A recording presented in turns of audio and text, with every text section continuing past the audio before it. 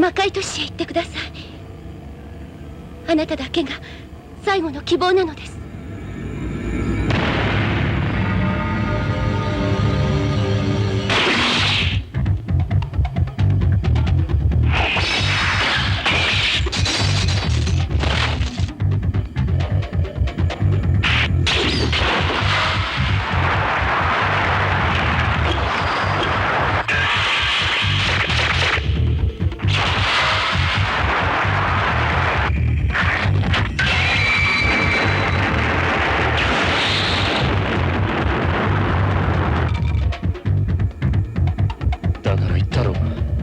あんたなんかが来るところじゃないって。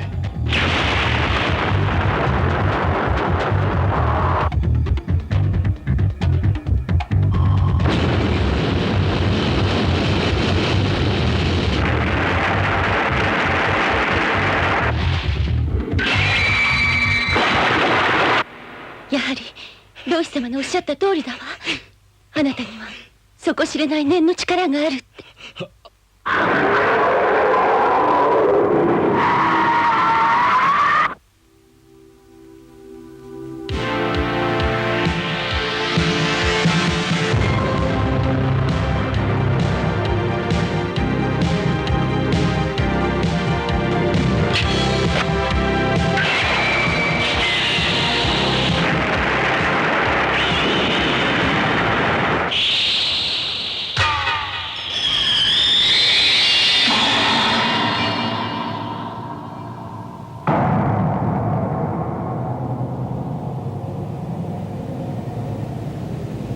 愛よ、闇を照らす光となれ。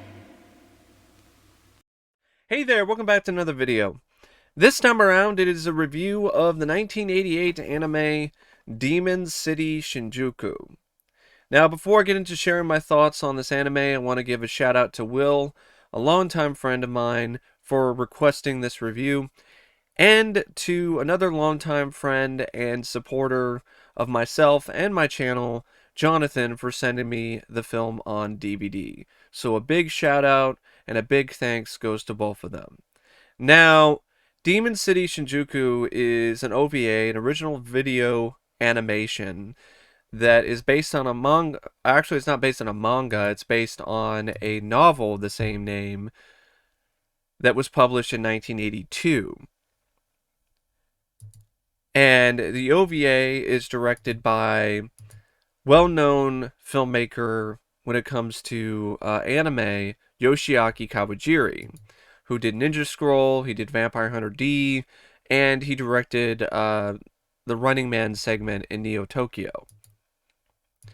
And it features a screenplay by Kaori Okamura, music by Moto Kazu Shinoda, and has a running time of about 80 minutes.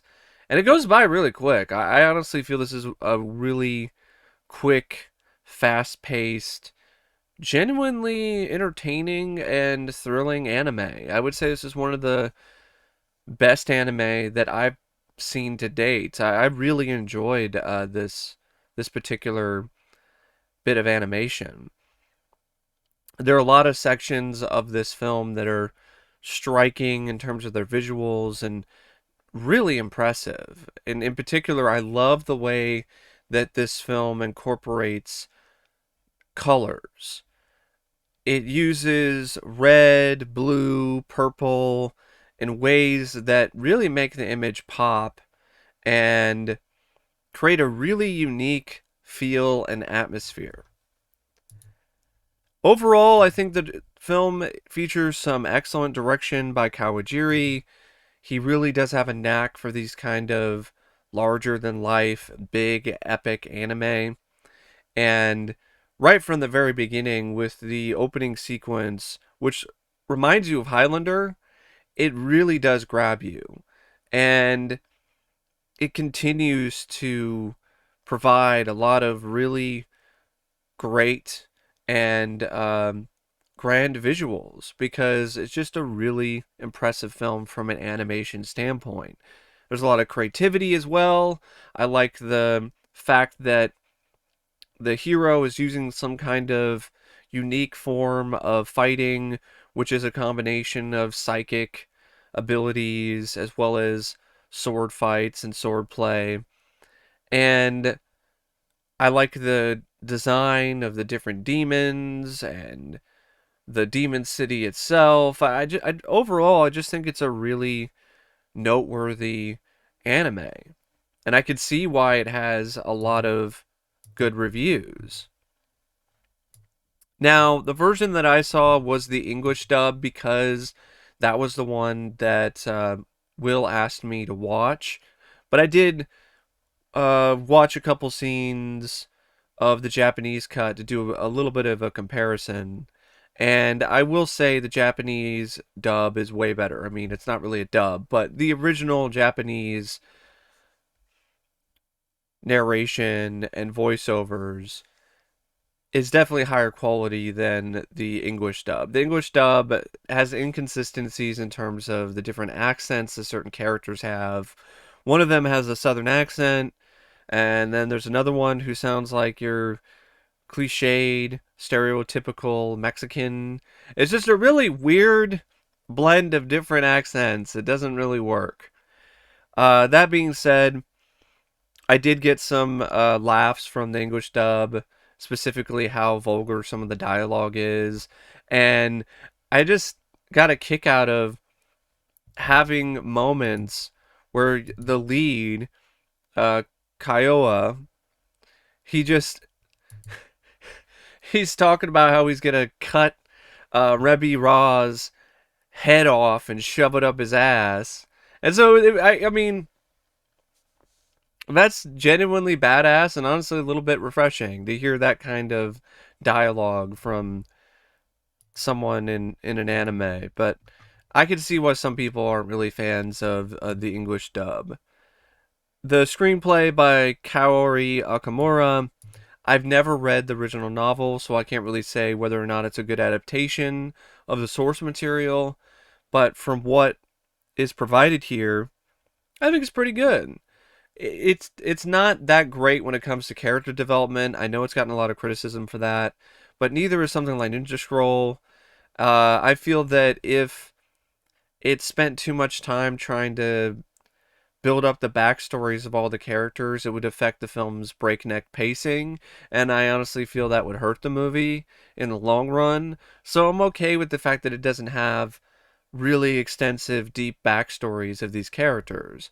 I think that it's interesting and captivating enough with its plot in terms of how things are unfolding and the creativity that's on display with the different types of demons, the spirits that wander the city, uh, and just a lot of the overall aesthetic. So I feel that it doesn't necessarily have to be the most deep plot line or the most complex in terms of its themes or really have the most character development if there's enough there for you to still find it to be worth watching.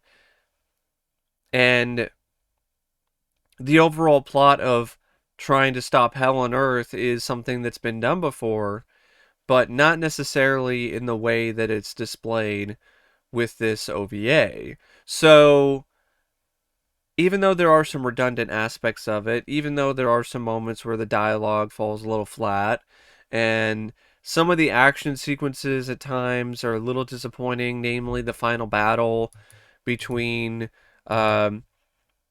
Kiowa and Rebbe Ra. But all of that being said, there's still a lot here that is really dynamic and really genuinely amazing when it comes to the animation.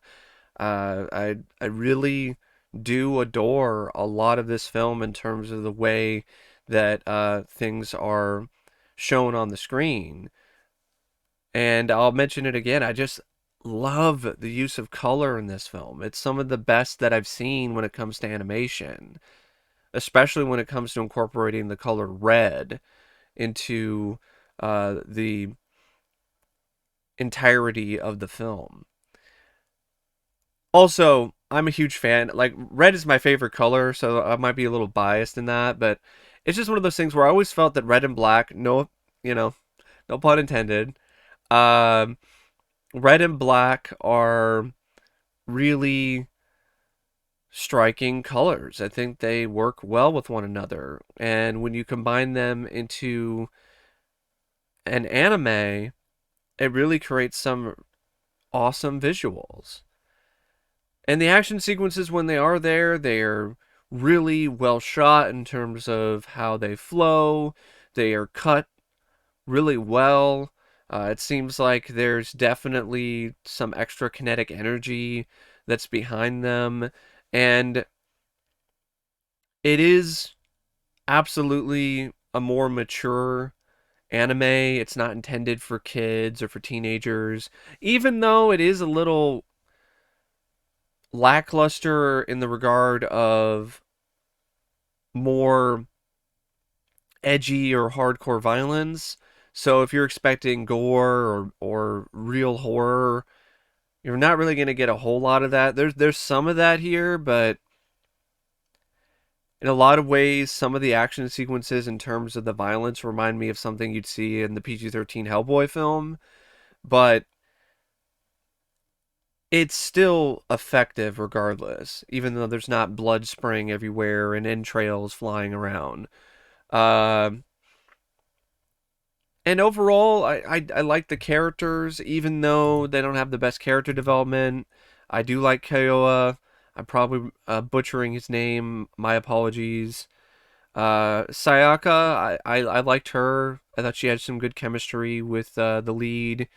And I also do find it to be an interesting scenario when it comes to how the two meet. So Kyoa sees her on TV because she's the president's daughter. And then later on in the film, the two just randomly meet in the city. And I feel it's a nice touch. I think it some people might think it's just random and there's no thought behind it, but I think what it's supposed to represent is fate. Um, because if it wasn't for Sayaka, you probably wouldn't have the instance where Kyoa would be like, "Yeah, I'm going to go out and I'm going to go to the Demon City and I'm going to follow you and help you, and then in the process save the world from being plunged into hell." So, in a lot of ways, she represents fate, and I think that's what the intention is. And the other characters I like too. Chibi was fun. I enjoyed that character. Master Rai was a good mentor character for the lead. The villain was sufficiently dark and intimidating, and definitely a guy you don't want to mess with. I really like the fact that they introduced him in a way that was very powerful and put him at a level that's really strong from the start. So it really made him feel like a intimidating and really capable foe. And even a character like Mephisto, who has these, it seems like he has these questionable allegiances. You don't really know what side he's on. I like the mysterious nature of his character. I would have liked to have seen more with him, actually. And just the different other things that are thrown in there when it comes to what kind of denizens live in the Demon City.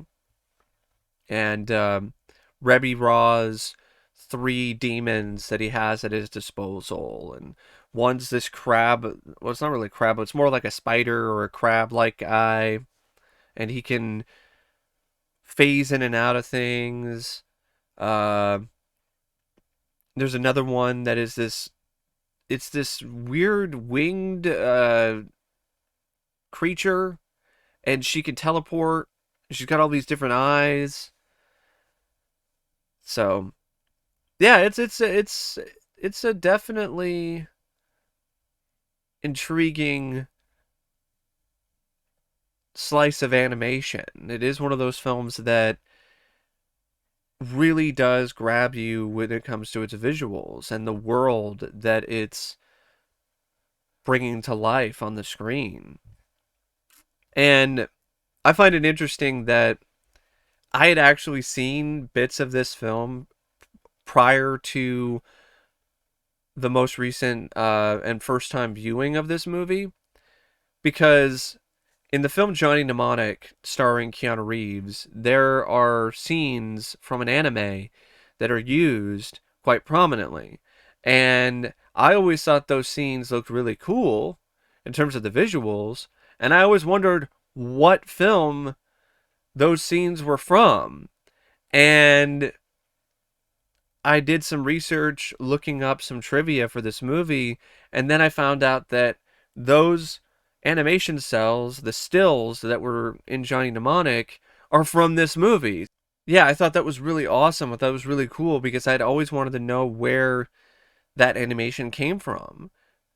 And now that I know that it's a film that I genuinely like, I think that that was a really good choice by the filmmakers of Johnny Mnemonic to throw in selected images from this film to use in the fashion that they did. The film was a big enough success that it ultimately led to a manga series in the early 2000s. There was I think there was a comic book, or there was another book that was a sequel. And I'm really surprised that you didn't see more. I'm surprised there wasn't another one. Because it does seem like it did fairly well with critics and with audiences. Or it might be one of those films that became a cult classic over the years. Maybe it didn't light the world on fire initially. But overall, I would say it's a gem. I mentioned that earlier, and I really do feel that way. I think it's a gem of animation, and I definitely would recommend you give it a watch. And to me, it's a better version of Wicked City because the tone is more consistent.